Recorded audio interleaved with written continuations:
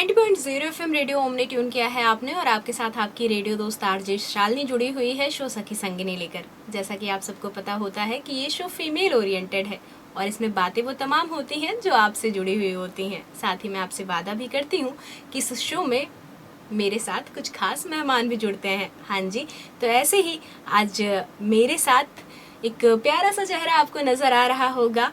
ये हैं अनीता मैम, जो कि CHO यानी कम्युनिटी हेल्थ ऑफिसर हैं और अपने समर्पण और सेवा भावना से हर किसी का दिल जीत लेती हैं। तो सबसे पहले मैम, मैं आपका स्वागत करना चाहूँगी स्टूडियो में। नमस्ते मैम। हम यहाँ आए, हमें बहुत अच्छा लगा और हमारे सौभाग्य की बात है कि आपसे हमारी मुलाकात हुई। जी मैम, हमारा भी सौभाग्य है कि आप यहाँ उपस्थित हुई। और सबसे पहले मेरा सवाल आपसे ये होगा कि अपने बारे में कुछ बताइए कि आपने CHO बनने का सफ़र कैसे शुरू किया। हमारा CHO बनने का सफ़र बहुत मेहनत से, बहुत कड़ी मेहनत से हमने इस पद को हासिल किया। हमने पहले उसके लिए हमने ट्रेनिंग लिया जी। हमने BSc नर्सिंग किया। उसके बाद हमारी जो वैकेंसी आई, हमने एग्ज़ाम क्वालिफाइड किया। फिर एग्ज़ाम क्वालिफाइड करने के बाद फिर हमने 6 महीने ट्रेनिंग किया। 6 महीने ट्रेनिंग के बाद फिर हमने एग्ज़ाम क्वालिफाइड किया। फिर हमारा सिलेक्शन हुआ। अकॉर्डिंग टू रैंक हमें अपना डिस्ट्रिक्ट मिला। बिल्कुल, हाँ, जैसा जिसका रैंक था वैसे उसको डिस्ट्रिक्ट मिला। और अपना डिस्ट्रिक्ट में हमें होम डिस्ट्रिक्ट मिला मुझे। और हमें एक CHO के पद पे हमें मतलब तैनाती मिली। और जैसे कि हम अपने ही ब्लॉक में हैं, अपने ही मतलब क्षेत्र में हैं। हाँ, ये बहुत अच्छी बात है। अपने ही क्षेत्र में है मैम। हाँ। उससे लेकिन मेरा मतलब क्या था कि मैं बचपन से ही दूसरों के हेल्प करने में अपने आप को बहुत अच्छा फील करती हूँ। हाँ, वही मैं पूछने वाली थी कि प्रेरणा जो होता है लोगों में कि क्यों उन्हें इस फील्ड में जाना है, तो स्वास्थ्य का फील्ड आपने क्यों चूज किया, यही मैं पूछने वाली थी। मैं बचपन से ही थी कि ऐसी थी कि मैं दूसरों के हेल्प करने में मैं बहुत मतलब एक्साइटेड रहती थी। हाँ, मुझसे कोई भी हेल्प मांगे, मैं किसी भी सिचुएशन में मैं वहाँ पहुँचती थी जी। तो एक्चुअली मेरे पति भी मेरा बहुत सपोर्ट किए। हाँ, कि उनको भी बहुत पसंद था कि मैं स्वास्थ्य विभाग में जाऊँ। मेरे हस्बैंड ने बहुत सारे लोगों को मतलब कहा भी कि आप नर्सिंग में जाओ, लेकिन उन्होंने जब किसी को नहीं कर पाया तो उन्होंने मुझे ही डाल दिया नर्सिंग में। तो मैं नर्सिंग में आई और मैं एक CHO के पद पे आई और उस पे मैं एक अच्छा कार्य भी किया, हमने काम भी किया और मुझे बहुत अच्छा भी लगता है वो काम करना। जैसे सुबह उठते हैं, अपने घर के काम, अपने बच्चों का सब कुछ करके फिर हम निकल जाते हैं अपनी ड्यूटी के लिए।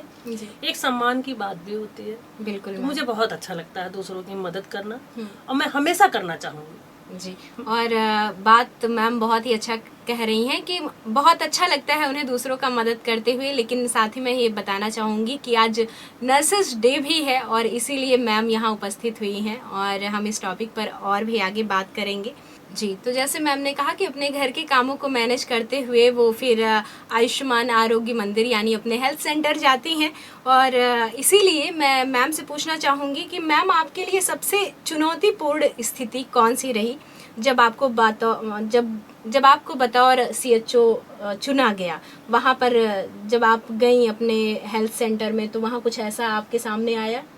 मैम, चुनौतीपूर्ण स्थिति तो तभी थी जब कोविड था। हाँ, कोविड कम से कम लगभग 2023 तक चला। उसके बाद मामला थोड़ा नॉर्मल हुआ। तब तक हम लोग की लाइफ चुनौतीपूर्ण ही चली है। बिल्कुल, अभी भी ऐसे भी बहुत सारे सिचुएशंस आते हैं गांव में कि जैसे बहुत सारे प्रोग्राम चलते हैं, हमें उसमें रात दिन काम करना पड़ता है। हाँ। कोई भी मतलब जैसे ऐसी कोई आपदा आ जाए तो भी हमें काम करना पड़ता है। वो हमारे लिए कब चुनौती आ जाए उसका कोई पता नहीं है। मैं बिल्कुल, गांव समुदाय के लोगों को हमें संभालना पड़ता है, समझाना पड़ता है। हाँ। बिल्कुल सही बात आपने कही। लेकिन बीच में आपने कहा था कि आपके हस्बैंड जो थे उन्होंने बहुत सपोर्ट किया आपको इस फील्ड में आगे जाने के लिए। तो मैम, आज मैं जो भी हूँ अपने हस्बैंड की बदौलत हूँ जी।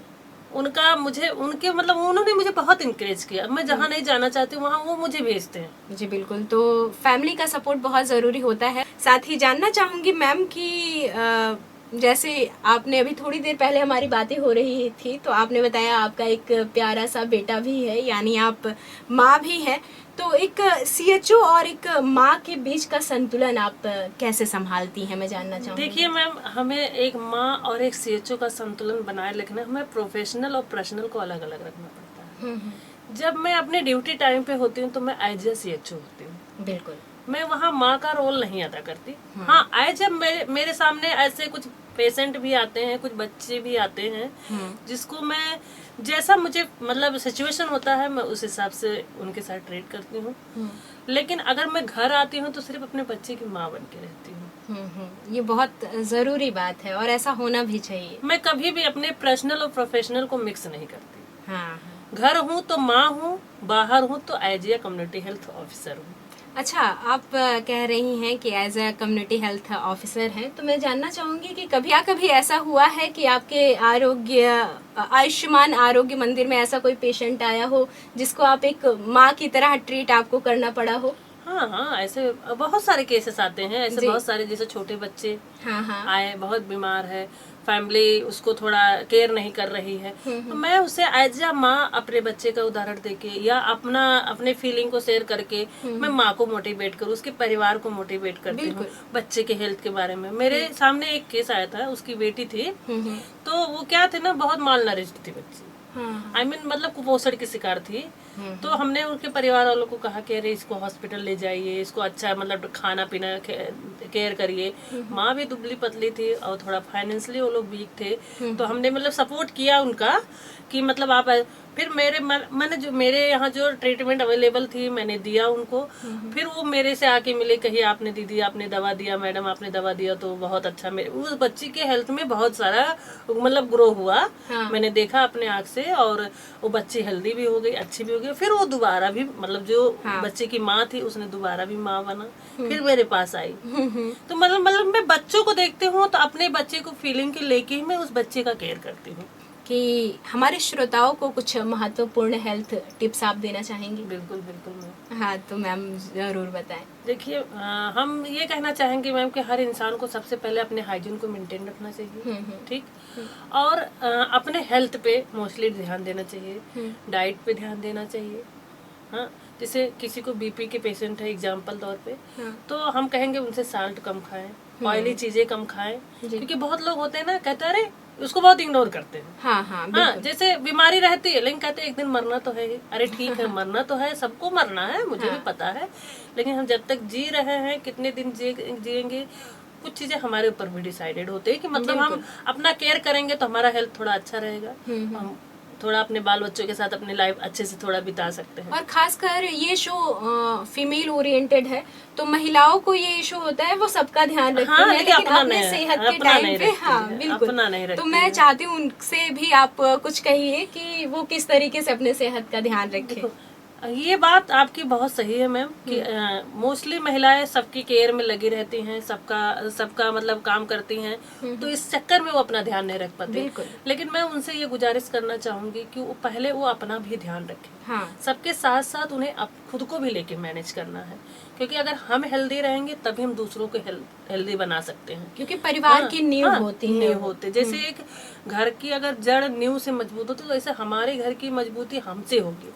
अगर हम हेल्दी हैं तभी मैं सबको हेल्दी रख सकती हूँ। तो मुझे उनका भी केयर करना, उनके साथ साथ खुद का भी केयर करना है।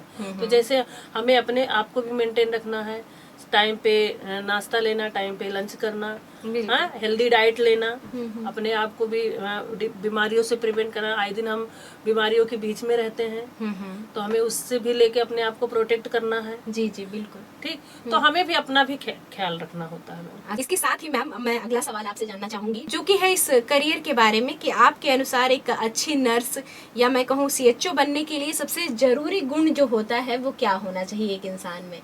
सबसे पहले मैम उसको अपने कार्य को लेके बहुत डेडिकेटेड होना चाहिए। जी बिल्कुल। दूसरी चीज वो हॉनेस्ट हो, हाँ, ईमानदारी। फिर इंटेलेक्चुअल हो, मतलब नॉलेजेबल हो। हाँ बिल्कुल, जानकारी तो होनी चाहिए, और उसके अंदर एक पेशेंस भी होना चाहिए। मतलब बहुत सारे गुण हैं जो होना चाहिए। मतलब लेकिन जो मोस्टली हमें डेली अपने आप को पेशेंस में रखना है, जैसे पेशेंट चिड़चिड़े होते हैं, हमें उनके साथ चिड़चिड़ापन व्यवहार नहीं करना है। तो वो सारी चीजें हमारे अंदर वो क्वालिटी होनी चाहिए मैम, वो गुण होने चाहिए कि हम कैसे पेशेंट के साथ डील कर सके। आज देखो बीमार व्यक्ति तो ऑलरेडी चिड़चिड़ा है मैम, वो बीमार है ऑलरेडी, वो मेंटली, फिजिकली, इमोशनली सब तरह से पीड़ित है। तो वहाँ मुझे अपना फ्रस्ट्रेशन नहीं निकालना है। ये ऐसा नहीं कि मैं घर से फ्रस्ट्रेट हूँ आके पेशेंट पे होता, ऐसा नहीं। ये बात मुझे मतलब अपने पेशेंस को बहुत मेंटेन करके चलना है। पेशेंस रखना है कि हाँ हमें उसके ऊपर नहीं चिल्लाना, हमें उसे प्यार से ही बात करना है। तो पेशेंस बहुत जरूरी होता है, हॉनेस्टी होना बहुत जरूरी होता है, और इंटेलेक्चुअल होना कि मतलब वो प्रेजेंट ऑफ माइंड तो बहुत जरूरी है। क्या ऐसा कोई सिचुएशन आ गया, हमें वहाँ क्या एक्शन लेना है। जी, तो बहुत ही अच्छी बात आपने मैम कही है कि हमें अपने सबसे पहले तो अपने इन गुणों को ध्यान में रखते हुए चीजों को आगे अपने बढ़ाना कार्य होगा, को लेके तो हमें बहुत डेफिनेटली dedicated आप होना इस चाहिए, करियर में dedicated आगे बढ़ सकते बढ़ हैं। सकते हैं। और इसीलिए मैम मैं आपसे जानना चाहूंगी कि आज नर्सेस डे के मौके पर आप उन सभी नर्सेज और हेल्थ वर्कर्स को क्या संदेश देना चाहती हैं? मतलब ये कहना चाहेंगे मैम कि देखिए, नर्सेस डे जो है हमारे लिए बहुत महत्वपूर्ण है, और ये हर मतलब नर्स के लिए बहुत इम्पोर्टेंस डे होता है, जिसको हम बहुत अच्छे, जैसे कि हम दिवाली सेलिब्रेट करते हैं जी बिल्कुल, ऐसे हम अपना एक नर्सेस डे सेलिब्रेट करते हैं। हाँ, उस दिन हम लैम्प लाइटिंग करते हैं, ओथ सेरेमनी लेते हैं कि मतलब हम अपने जीवन में एक अच्छा कार्य करेंगे, दूसरों की मदद करेंगे, कभी उनके साथ गलत काम नहीं करेंगे। ये सारी चीजें मतलब हम अपने नर्सेस डे को, इसीलिए जो हमारी फ्लोरेंस नाइटिंगेल थी, उन्हीं की देन है जो आज हम लोग एक अच्छे नर्स के पोस्ट पे हैं और अच्छे नर्स बने। लोगों के प्रति जो हमारे प्रति गलत भावना थी, वो निगेटिविटी जो खत्म हुई। हर देखो, पहले के परिवार बेटियों को भेजना नहीं चाहता था, लेकिन आज वही फ्लोरेंस नाइटिंगेल की देन है जो उन्होंने हमें ये पद लेने के लिए मतलब इनकरेज किया। उनकी वजह से हम लोग आज यहाँ पे हैं। हाँ, ये बात आप सही कह रहे हैं कि उन्होंने एक मतलब एक टर्म दिया नर्सेस। आप देखिए होंगे पहले के जमाने में गांव में डिलीवरीज होती थी, उनको दाई कहते थे, आज उनका नाम मिडवाइफरी है। हाँ हाँ बिल्कुल, चीजें बदली हैं, बहुत हद तक बदली, चीजें वही है, बट उसको एक टर्म दे दिया गया। लोग मतलब कि हम उसको एक रिस्पेक्टफुली नाम दे दिया गया। तो ये सारी चीजें, इसलिए नर्सेस डे बहुत इंपॉर्टेंट है हमारे लाइफ में। और एक नर्सेस डे इसलिए भी सेलिब्रेट किया जाता है कि ताकि हम उसके पेशे को बढ़ावा दे सके और रोगों को मुक्त कर सके, रोगियों को देखभाल कर सके, हाँ, और उनको रिहेबिलिटेट कर सके। तो ये सारी चीजें हैं मैम कि इन सारी चीजों को मतलब ध्यान में रखते हुए हम सारा काम नर्सेस डे में मतलब ये समझिए कि उनके इम्पोर्टेंस को हम उस दिन बहुत अच्छे से सेलिब्रेट करते, उनको ये रियलाइज कराते कि हम क्या है। जी जी मैम, आपने बहुत ही अच्छी बात कही है। और रोगों से मुक्त होने की बात आई है, तो हमारे यहाँ से एक प्रोजेक्ट चल रहा है स्मार्ट का, तो जो कि है सेहत सही लाभ कई के नाम से। तो उसमें जो संचारी रोग हैं, टीकाकरण है, इसके बारे में लोगों को बताया जा रहा है, बढ़ावा इस तरफ किया जा रहा है कि रोग मुक्त भारत बने। तो मैं इसके बारे में चाहती हूँ थोड़ा सा आप भी बताएं लोगों को। देखिए, जो संचारी रोग है मैम, वो एक दूसरे में फैलता है जी, इसलिए सरकार भी चाहती है कि उसको प्रिवेंट किया जाए और उसको कम किया जाए। इसके लिए वो बहुत सारे प्रोग्राम चलाती है। अभी करंट में एक संचारी अभियान चला है, वो दस्तक अभियान, सॉरी, एक दस्तक अभियान चला है। दस्तक अभियान में हमने आशाओं के माध्यम से, एएनएम के माध्यम से, हम लोग नोडल अधिकारी रहे वहाँ पे। आशा एएनएम हमारी सुपरवाइजर थी। हम लोगों ने घर घर जाके मतलब उसको देखभाल किया, और घर घर जाके हम लोगों ने पता लगाया कि कौन सा बच्चा बीमार है, किसको डायरिया है, किसको फीवर है, वो सब हम लोगों ने नोट डाउन किया। हम लोग स्टेट तक वो सारी बातें जाती है हमारी। जी जी। तो हम उसको प्रिवेंट करने के लिए आए दिन हमारे यहाँ कोई ना कोई प्रोग्राम चलते रहते हैं, उसके अकॉर्डिंग ट्रीटमेंट हम लोग देते रहते हैं, अपने सीएससी पीएससी पे इन्फॉर्म करते रहते हैं। सीएससी से नहीं ट्रीटमेंट शुरू हो पा रहा है, मतलब अगर वहाँ से ज्यादा सीरियस तो हम डिस्ट्रिक्ट लेवल पे भेज देते हैं। तो उस संचारी अभियान को कम करने के लिए बहुत सारे प्रोग्राम चलाए जाते हैं मैम। जैसे आपका ये इस समय बीच में एक संपूर्णता अभियान चलने लगती है, उसमें हम संचारी गैर संचारी दोनों चलाते हैं। जैसे एनसीडी लेते हैं, हम स्क्रीनिंग करते हैं, बीपी, शुगर, डायबिटीज, कैंसर, ये सब गैर संचारी रोग है, तो उसको भी हम ट्रीटमेंट देते हैं। संचारी रोगों में जैसे टीबी अभियान हो गया, अब ये संचारी रोग में आ जाएगा। तो ये सारे अभियानों पे हम लोग हमेशा काम करते रहते हैं और उसका डाटा निकालते रहते हैं कि मतलब कितने पेशेंट हमें मिले, कितने नहीं हुए, कितने क्योर हुए, कितने केयर करने लायक है, कितने क्योर हो चुके हैं। तो वो सारी चीजें हम इसको प्रिवेंट करने के लिए इस पे काम हमेशा करते रहते हैं। बिल्कुल, और आप जैसे हेल्थ वर्कर्स रहेंगे तो डेफिनेटली रोग भागेगा क्या, गायब ही हो जाएगा। मतलब हम लोग अपनी तरफ से पूरी कोशिश करते हैं कि मतलब हम हमारे यहाँ के जो हमारे एरिया के लोग हैं या हमारे जिसको हम लोग जो हमारे अंडर में है, उन सबको हम अच्छे से केयर करें। जो भी चीजें हमें नॉलेज मिलता है उनको तब प्रोवाइड करवाते हैं। जी, तो ये तो रही दूसरे की बात, लेकिन मैं थोड़ा सा आपके बारे में जानना चाहूंगी कि आपको जब तनाव मुक्त रहना होता है तो आप सबसे ज्यादा क्या करना पसंद करती हैं? जब मुझे तनाव मुक्त होना पसंद होता मैम, तो सबसे पहले मैं तो कुछ समय के लिए अकेले रहना पसंद करती हूँ। अच्छा। और अकेले रह के मैं सॉन्ग सुनना पसंद करती हूँ। हाँ, तो जब सॉन्ग या तो मैं बाहर जाना पसंद करती हूँ घूमने टाइम में। हाँ, अब वक्त हो चला है हमारा इजाजत लेने का, तो चलते हुए मैं आपसे एक और संदेश चाहती हूँ अपने सारे हेल्थ वर्कर्स के लिए। देखिए, हम ये कहना चाहूंगी कि नर्सेस अपने आप में एक हीरो का काम करती हैं। बिल्कुल। और वो हमेशा अपने आप में एक गर्व फील कर सकती हैं। हाँ, और बीच में आपने ही कहा कि हमें सबसे ज्यादा संयम बरतना चाहिए, अपने आप पे ध्यान देना चाहिए। तो जैसे मैम मुस्कुराती रहती हैं, ये मुस्कान बहुत इम्पोर्टेंट है। यहाँ मैं कहना चाहूंगी कि आप भी अपने एक प्यारी सी मुस्कान के साथ बहुत सारे रोगों को दूर कर सकती हैं, या अपने पेशेंट के भी चेहरे पे मुस्कान ला सकती हैं। तो thank you so much ma'am हमसे जुड़ने के लिए।